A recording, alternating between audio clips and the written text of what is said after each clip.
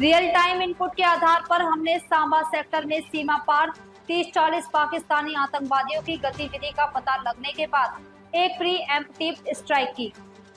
पाकिस्तान के चबुरा launch pad को target किया गया।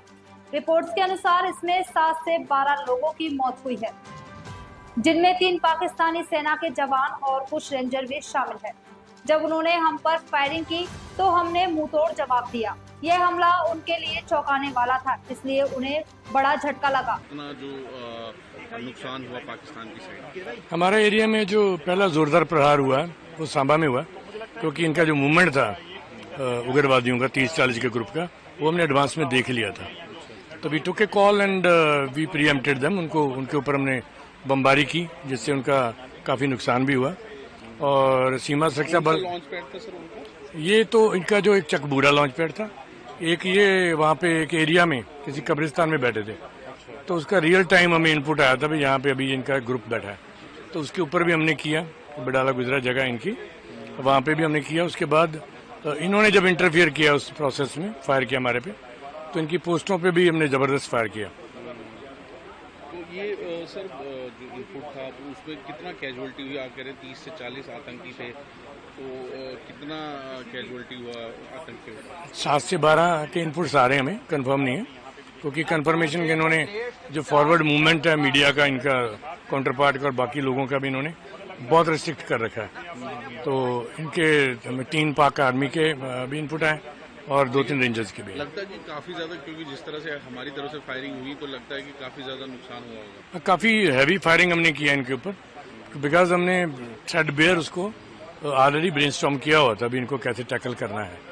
तो उसी प्लान के मुताबिक फायर कोऑर्डिनेशन से इनके ऊपर फायर हुआ है, जिससे पोस्ट छोड़ के भागे अपना और नहीं फेस कर पाया उन थ्रेडबेयर सब कैसे।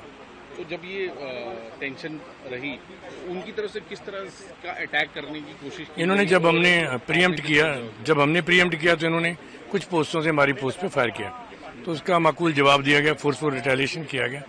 और उसके बाद फिर इनका हौसला नहीं पड़ा, ये पोस्टों से बाहर हो गए अपने, और they didn't dare to again engage us. तो क्या ड्रोन से भी कोशिश की गई आपके एरिया में अटैक करने की? ड्रोन्स थे, काफी हाइट पे इनके थे, लेकिन बॉर्डर पे कोई अटैक इसने हमारे एरिया में नहीं किया। तो कुछ ड्रोन्स क्या आपने गिराए भी हैं? मेरे एरिया में आई ही नहीं, मतलब इनको जब पहला प्रहार लगा तो उसके बाद तो इनके ऐसा हाल हो गया, अभी पोस्ट में थे ही नहीं।